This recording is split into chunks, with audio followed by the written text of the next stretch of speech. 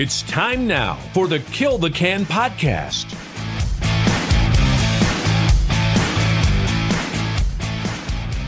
Good morning, ladies and gentlemen, and welcome to the Kill the Can podcast. Just a quick intro here this morning. As I believe I alluded to on a previous episode of the podcast, this episode is actually a conversation that I had with Duathman, also known as Travis, for his podcast. The name of his podcast is Health Transformation with Travis. This was a conversation that we recorded about a week or 10 days ago. He actually put it out on his podcast feed. I believe it was episode number 3 of his podcast. And he has graciously given me permission to kind of post it here on the Kill the Can feed as well. I hope you enjoy it. If you haven't yet, please subscribe to his podcast. You can find it on Apple Podcasts, Spotify, and wherever you listen to your podcasts. Again, it's called Health Transformation with Travis, and this is a conversation we have. Hope you enjoy it. Talk to you soon. There we go. All right. There you go. Chewie. How you doing, man? Good. I can't believe we hadn't met yet, but we'll kind of go into that in a little bit. So I'm thanks for joining us. One thing I wanted to kind of do this podcast about, and that's kind of, I guess, self-improvement. And one thing that impacted my life more than any was my ability to white knuckle it, quit smokeless tobacco or chewing tobacco or whatever you want to call it. And that mainly impacts a lot of guys, mostly guys. There are a couple girls, and we'll kind of talk about that too. But how did you are kind of like the godfather of KTC, in my opinion. And I don't know if that's the right term to use, but you were the genesis of how this website started. Kind of go into your situation. I'm sure you didn't say, you know what, I'm going to create a website kind of like AA for dippers. And why, like, how bad was your dipping to say, hey, I'm going to go and do this great venture of creating KillTheCan.org? Sure. Yeah. So I quit back in July of 2006. So I'm coming up on this July to be 18 years. And like I would imagine, like many people out there, I was looking for information. I was looking for help. I was looking, I was kind of feeling lost and didn't know where to turn. And so I went to the internet and I Googled, quit dipping or something like that. And there was very few resources out there. There was one that I ran across, and so there was an organization. It was called Quit Smokeless at the time, quitsmokeless.org. I don't even know if it's still around, if I'm being honest. And so I actually quit through that organization when I first quit. So this was back in July of 2006. And to make a very, very long story short, there was a group of us that didn't particularly care for the way that organization was being run. And, which is fine. There's nothing wrong with that. And so we decided to start our own version of it. Right. And that own version, through many machinations, became KillTheCan.org. So when we first kind of made that decision, which was in November of 2006, we created our own web forum at the time. It was on a free forum. It's on envisionfree.com, which is a company that doesn't exist anymore. And we learned very quickly that some random forum on the internet, 12346.envisionfree.com, nobody's going to find, right? And so I've got a background in website development and digital marketing. And so I built KillTheCan.org, the domain name, the website. Originally, when I built it to funnel traffic to that forum, to that Envision Free forum. That was the entire purpose, so that when somebody would Google quit dipping, they would find us. That obviously has grown quite a bit over the last 18 years. Technology has changed. What we use as our forums have changed. The fact that social media didn't exist back then has changed. The fact that, when I first quit, it was, people wouldn't even really text much because there was a cost associated with every text that you sent, right? This was back when, calling on a cell phone wasn't even free until after 9 p.m., like that kind of thing, right? So, but what has stayed remarkably consistent through the years is the idea of one day at a time and the idea of the brotherhood and the accountability that exists to this day at Kill the Can, probably even more so than it ever did. Again, it has changed, and it's a very different. I'll call it organization. It's a very different organization today than it was even 3 or 4 years ago. Certainly than it was back when I quit in 2006. But there's those couple very specific tenets that continue to this day, and I think that's what kind of sets us apart as if you really want to get quit, we've got the tools to help you get quit. You just kind of have to follow that program, and it's remarkably successful if you actually stick with it. Fantastic. Yeah, that's a great history of it. And so have you tried to quit in the past on your own? Like I said, I mean, you stopped in 2006. Yeah. Was there Chewie back in 2005, 2004? I mean, you're like, I need something. Yeah, like I think many people, yes, I quote unquote tried to quit or attempted to quit, and that, like many people, that would last all of a day or two, right? It was like, oh, I'm done quitting. When this can is done, I'm done, right? And then 2 days later, or when the withdrawals would kick in, I'd go and buy another can, right? So I started dipping. The first time I ever had a dip was the first football game of my freshman year in high school. So I was probably 13 or 14 years old. In fact, ironically enough, my son went to that same high school that I went to for his freshman year. It was an all guys school at the time when I went there. And so I when he was a freshman, I went back to that exact same stadium and I sat in that exact same seat. I remember it like it was yesterday from when I had my very first dip.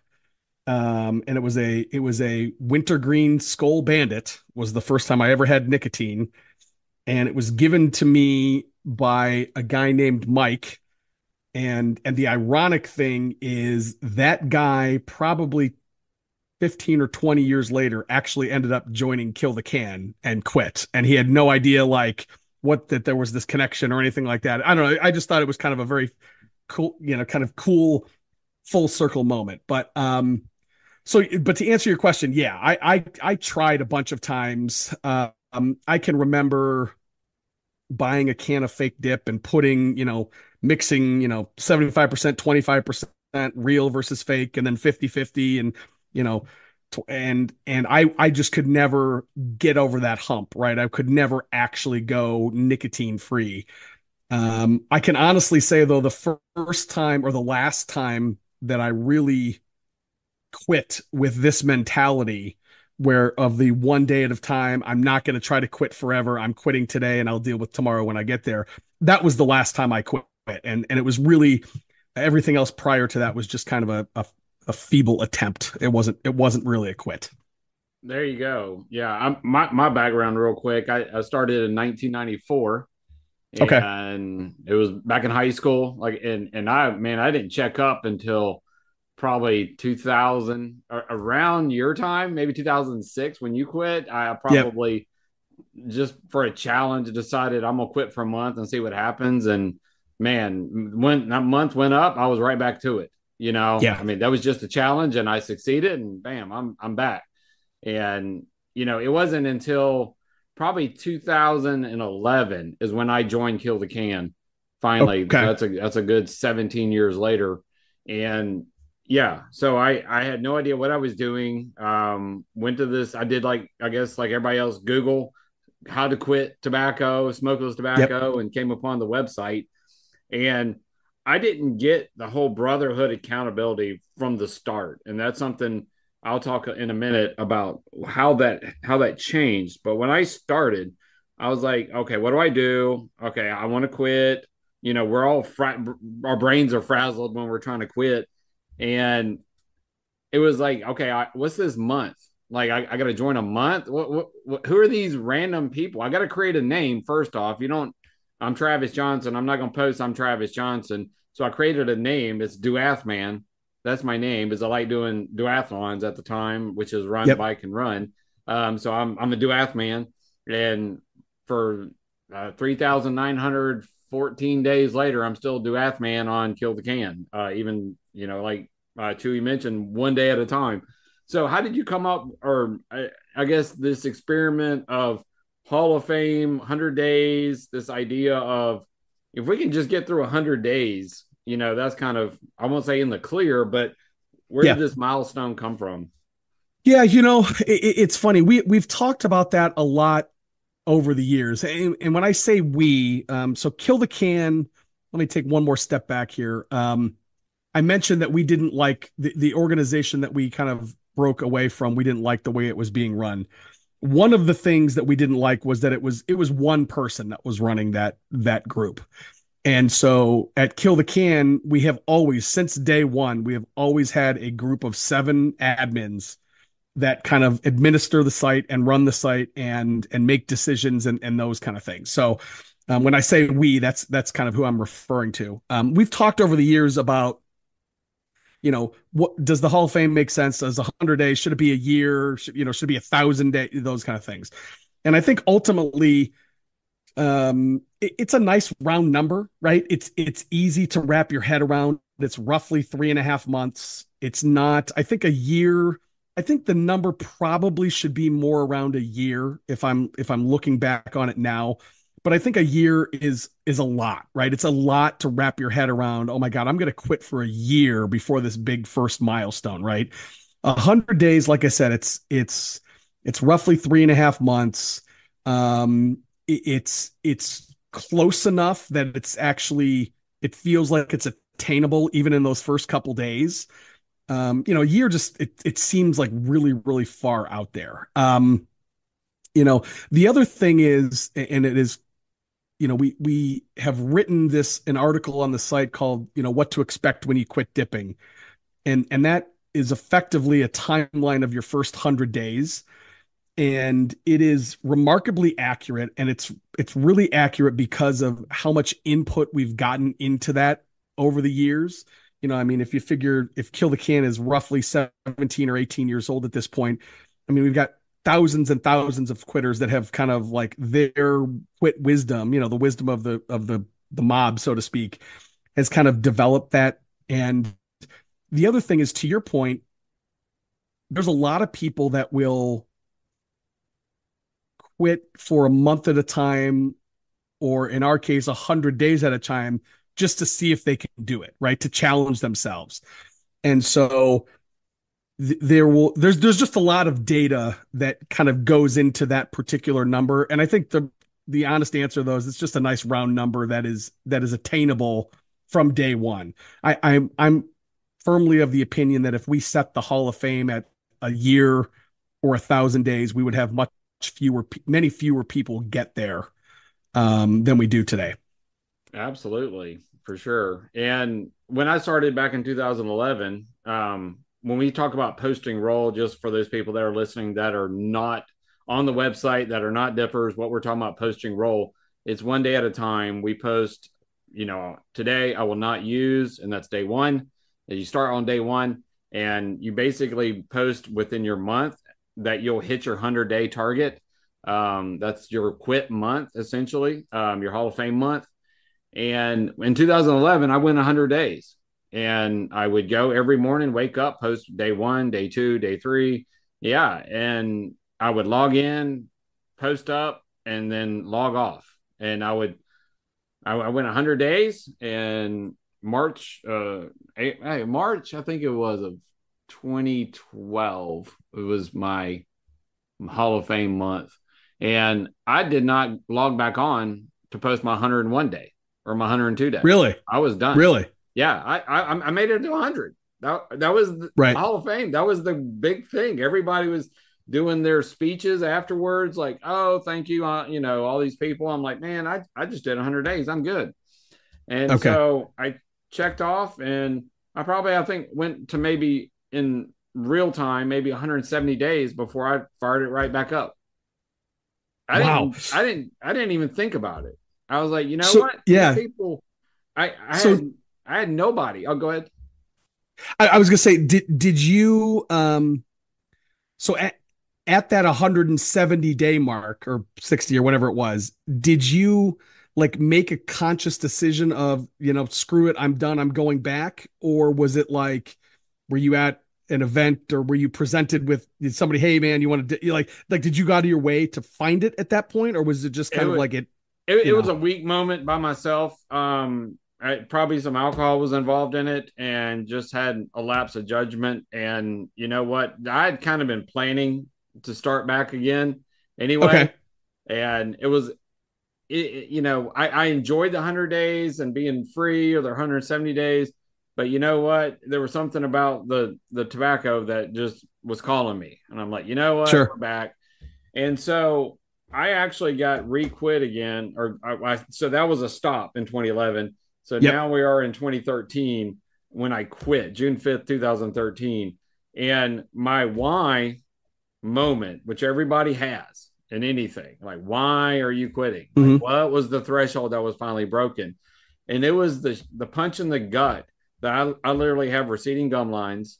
The dentist never said one word about it, and I realized that my kids were young at the time, and I was dipping. I'm a ninja dipper, as what we call it on the Okay. site. I would Yep. go to the bathroom, spend an hour, take a 30-minute shower, much longer than it should. Spend time outside walking around so nobody would see what I'm doing. And I definitely didn't want my kids to see that. And my wife had no idea how much I was actually doing at the time either.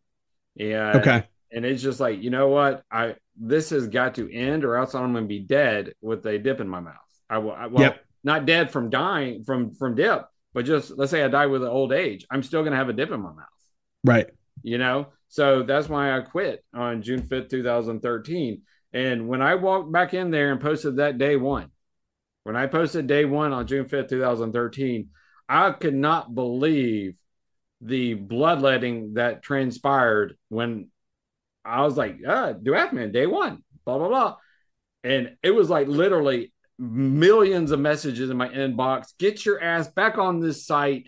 Tell us Yeah. what happened, when it happened, what are you going to do differently? And I'm like, who are you? Like, where were you when I was dipping all this time to get my butt back on the site? And now all of a sudden you're vested in my quit. Like, this was insane. And it was from that point on, like, accountability. Like, who Yep. am I accountable to? I was just accountable to myself before. Now I've got this guy that wants to know my answers, right? So Yep. here I am spilling my guts to this guy, whoever this keyboard warrior is. Now Yep. I'm invested in this. So it Yeah. just went from there. So, I guess two questions for you. First, let me back up. You mentioned something. I don't think we touched on it. You mentioned like the months that you join, right? The reason that we do that is we're putting people. We refer to them as Hall of Fame classes, but the idea is we put you in based on when you're going to hit that 100-day Hall of Fame. That's kind of your home group, right? And the idea is you're talking with people that are roughly at the same stage of their quit as you are. So that's the logic behind that. It's one thing for me right now to talk to somebody who's, on day one or two, but they're going to look at me and go, you've been quit for so long. Like, what do you have to offer? Versus if there's somebody that's on day like 6 or 7, they can be like, oh shit, like this guy just dealt with this the other day, and there's a little bit more weight that comes with that. So you mentioned that like a bunch of people reached out to you. Were they people that were in your previous group, or were they people that you didn't know? No. The few months that are like when you log in day one, whatever, you're 100 days out, but then you also have months before you that are going to reach that 100-day mark. And there's a lot of veterans that scour those boards looking for Mm-hmm. day oneers, especially if they had their post count maybe 200 and they're posting a day one. Like, Yeah. then they're like, oh boy, we're going to jump. We got one here. We Right. got one. And that's, yeah, that just blew me away. And when Man, you would think I would know the one that was so bad to me. So whatever, but that ended. I say bad now, but it was so Right. good at the time. I Yeah. needed it. I needed that kick in the butt.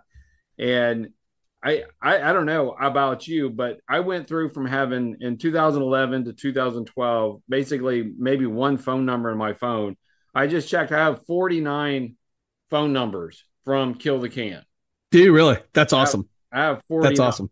Yeah, and I've met 14 of them personally Okay. from the website. Now these are not in my month. I've met. I'm thinking some new ones after me, and obviously some veterans before me. I'm originally from Birmingham, and that's like a hotbed for smokeless tobacco quitters. It seems like there's a lot of them, and I can tell you right off. I mean, one of them was a lawyer that I've used. One of them is an insurance agent that I bought insurance from, and I mean, there's two of them in my phone have passed away.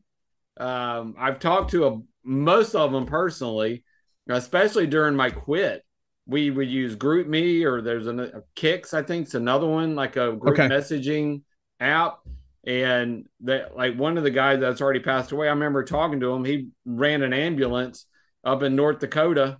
Tron Magnet was his name. Yeah. And just like how he was quitting, I think he was maybe a few months before me, but he was all over the place, scatterbrained too, and how you're Yep. trying to stay quit while dealing with an ambulance chasing around, and here I am doing what I'm doing, and like living through him, but we're all living together. We're all in this Yes. together, and like you say, in that month, you're all kind of going through the same thing, you know.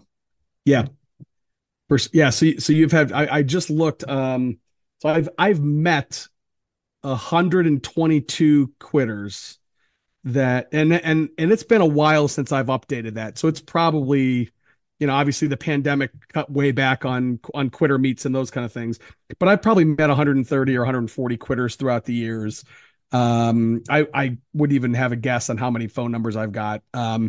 But to your point, I mean, that brotherhood and that accountability. It's amazing what it will do when it's no longer a screen name, right, on a random web forum or on Discord or wherever it is, and it's, you're getting a text from somebody that you know who it is, or you're getting a phone call, and then God forbid when you meet them face to face.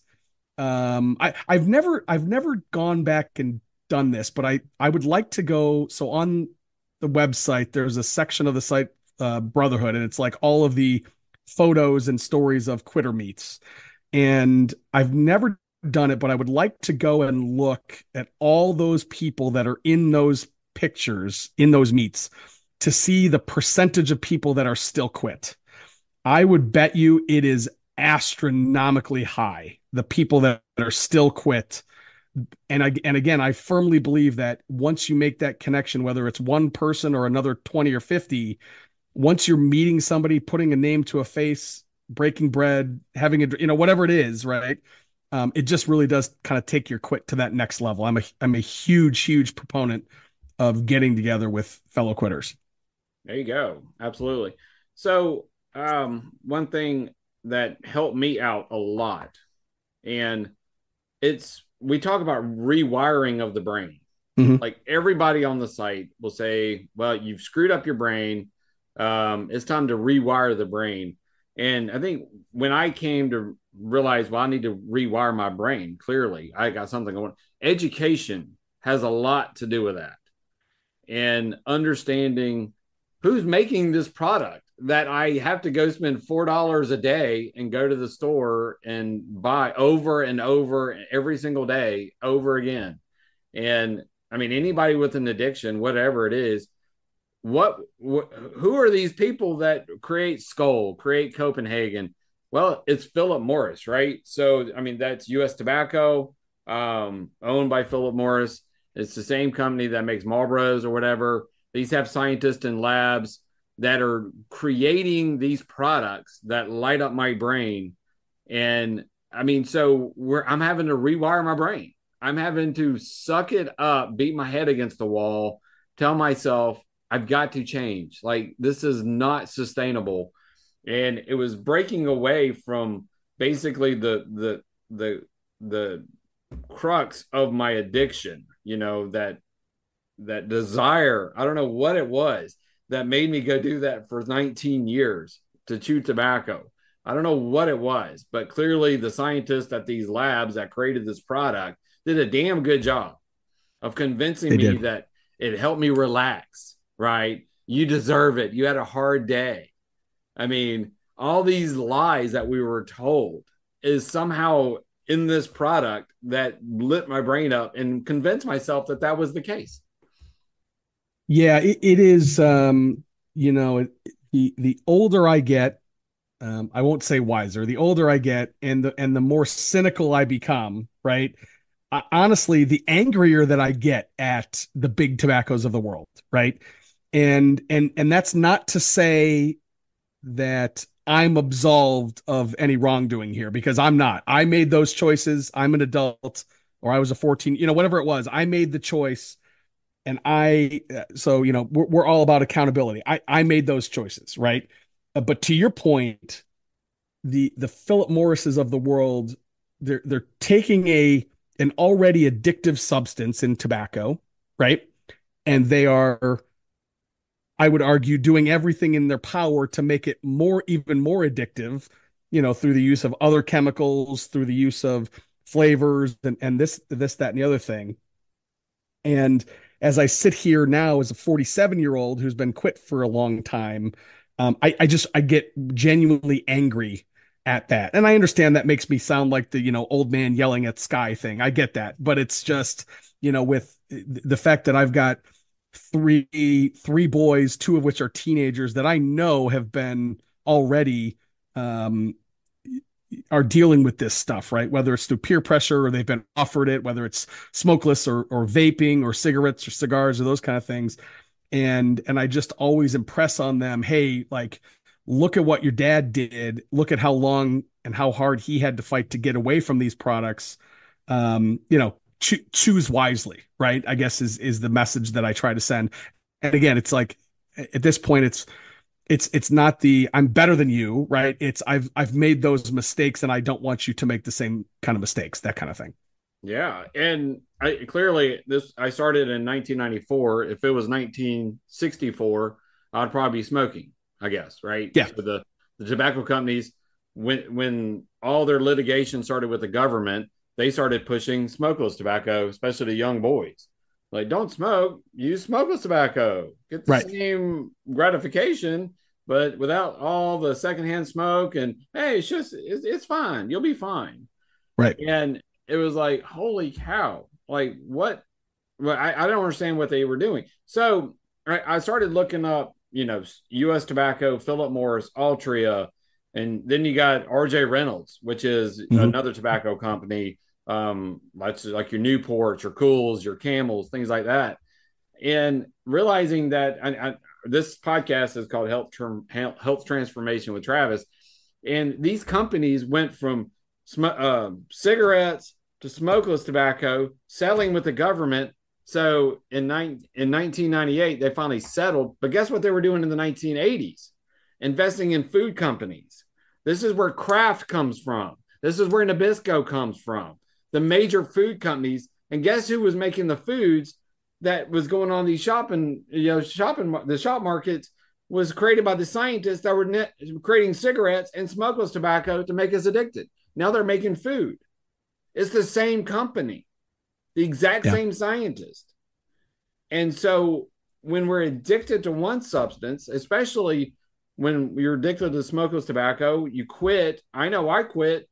And guess what I did? I picked up a Coca-Cola every single day. So I was my reward, but I traded one addiction to another for another. But I figured I could lose weight. I can't lose cancer, so I can lose the weight of, drinking Cokes. So luckily on the forum, there's a quit soda forum, because we all know we're all going to be addicted to something. If we're going to quit smokeless tobacco, what are we going to be addicted to? And I had to quit sodas. There's a quit alcohol section of the forum. There's a reduce alcohol section of the forum. Basically, whatever you want to, I guess, get addicted to, the KillTheCan.org has a spot for you, I guess, to quit. Yeah, yeah, and those other kind of subgroups, subforums, subthreads have um were born out of necessity, right? They were born out of the to your point, we nicotine addicts by our nature have addictive personalities, right? We just do. And I think you're right. Um, there's a lot of I think there's a lot of nefarious people involved in not only big tobacco, but I'll use the big food, right? And processed food and those. And you and I have had conversations about weight and weight loss and those kind of things. And I think you're right. Like I'm the same way. I joined that no soda group, and today's 3,699 days since I've had a soda, right? Um, and again, at the time I was drinking, I don't know, probably 4 or 5 Diet Cokes a day, right? And in my mind, I was like, oh, it's Diet Coke. It's not bad for me. There's no carbs. There's no sugar. It's yeah. Well, there's all sorts of other garbage in there too. But yeah, it's scary. It's really scary because until you understand not only what's going on, but the players involved, right? Until you understand that the crafts of the world are a lot of the same people that were with big tobacco. Yeah, and that anger that I had towards big tobacco is starting again, especially as I get older, is starting to seep towards some other areas of life as well. I know I sound like a grumpy old man, but it's I don't know. I feel like I'm finally starting to wake up to kind of all of these systems around us, and it's really disconcerting. Yeah, I mean, I know that, like I said, people listen to this probably aren't all ex tobacco users. And what happens when you quit like caffeine or quit? I'm not saying caffeine's bad. I drink coffee, so I drink a copious amounts of it, so I get it. Mm-hmm. Quit sugar, kind of the same. There is a withdrawal, and just that withdrawal from quitting smokeless tobacco. I mean, just it takes everything you have to get through those first 3 days. It's like that the Yeah. nicotine is coursing through your body for 3 days. And guess what happens after that day three? It's out. Right. After that point, it's all mental. Yes. It's all you. There's no chemical running through your body that has. Yeah. I was like, that is insane. Once you realize that, that's like, right. It's up to me. I've got to make this decision to do it. Yeah, and I think and that right there is you mentioned something earlier that really kind of struck a chord with me, and it's something that I really would like to get back to. So you talk about the education piece. When I built Kill the Can way back in the day, I was building, again, I mentioned I was building the site to effectively funnel people to the forums or to that accountability. But I was also building the site that I wish would have been out there when I quit. When I Googled it, I wish there was something out there, right? And I tried to at the time find other links and other resources to that educational piece, right? And I don't really think I've done a great job, if I'm being objective, over the years of like maintaining that and continuing to add to the education piece, especially on the main site, right? There's a lot of stuff, within the forums, people will share links and those kind of things, but I think I need to make a concerted effort to kind of beef up that education piece on the site. Because again, science changes, things change, organizations change, brands change. There's an entire class today of smokeless nicotine products that didn't even exist when I quit, right? The Zins of the world and Ons and Rogues and then vaping, like none of that stuff even existed. And if you go through the halls of our Discord server today, a lot of people, that's what they're quitting. They're quitting Zin, they're quitting vaping, right? And it's which is a good thing in that, if the mission of Kill the Can was to get people off smokeless tobacco, I think it's fair that we've made a dent there, but I think there's probably less people that are using smokeless tobacco today than there was when you and I were using, right? But a lot of those people have shifted to these other products that again didn't exist back then. So are you seeing what percent, I guess, has it increased of the vaping crowd that's now trying to quit on the forum? It's tough to talk in percentages. I can tell you I mean, it is, how about this? It's a significant, it is a not insignificant percentage. How about that? I don't know exactly what Right. percentage it is, but yeah, there is quite a few people that are quitting other products. They're quitting vaping, they're quitting Zyn, they're, those kind of products, versus back in the day it was just, Copenhagen Kodiak, Redman, those kind of things. And again, there's still a ton of those people, right? But again, I'm really seeing an uptick over the last 2 or 3 years of non-traditional smokeless tobacco products as well. So obviously these companies that are creating these highly addictive smokeless I guess vaping products, I mean, these are the Mm-hmm. same companies, right? They just know, Absolutely. I mean, shocker, right? That they got to Yeah. find something else to make their revenue.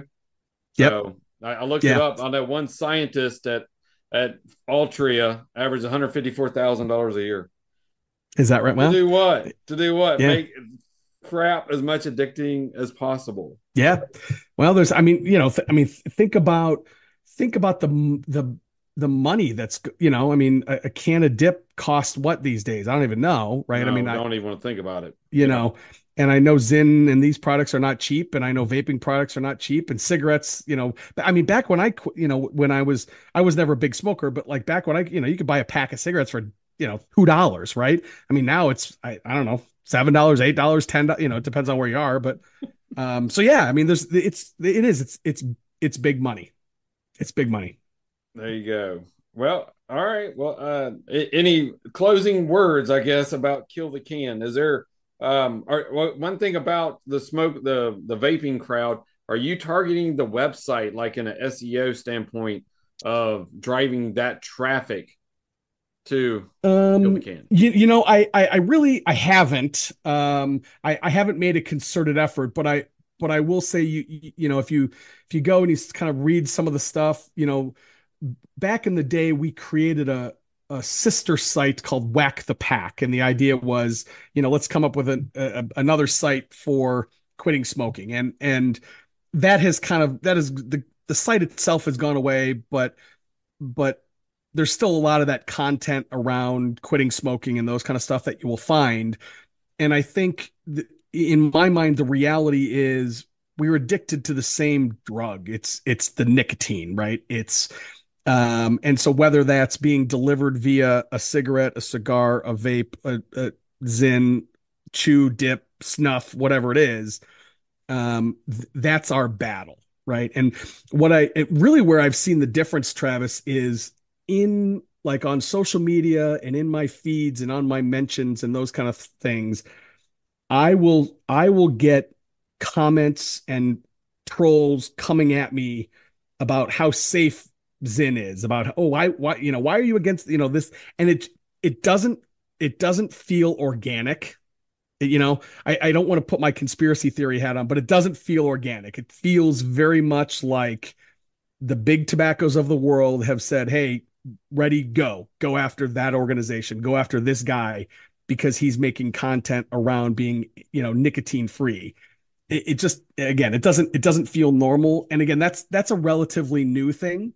I do think there's value in some additional content around vaping and quitting vape and quitting Zyn and those kind of things.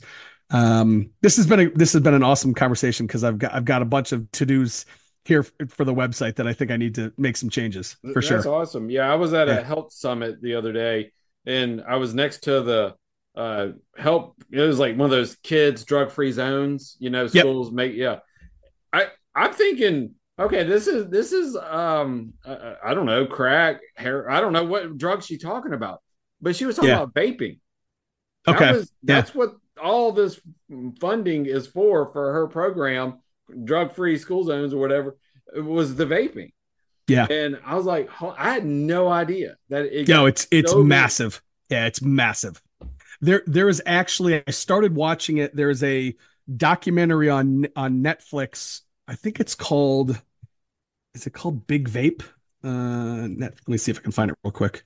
It's fascinating, but it's talking about effectively the rise and fall of Juul. It's called Big Vape: The Rise and Fall of Juul is the name of it. It's on Netflix, yeah. And I'm only about an hour into it, but it goes into kind of how that product started. It effectively started as a startup company in San Francisco, with some big, tech dollars behind it. Yeah, it's fascinating, and I guess what it shows me is, regardless of how well we do in the fight against smokeless tobacco, big tobacco is just going to kind of change and morph into something else, whether it's a different smokeless product or a nicotine pouch or vape or what have you. Yeah, I'm sure there's a quit smoking, but how ancient does that sound? I mean, Right, exactly. Yeah. Everybody knows smoking's bad for you, right? I mean, right. So yeah, who smokes anyway? Right. Well, Greg, I appreciate it. Or Absolutely. Chewie, I should say. Chewie. That's fine. Either forum. Yeah, I love it. I love it.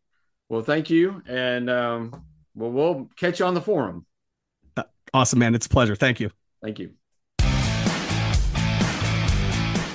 Join us again next time for another edition of the Kill the Can podcast.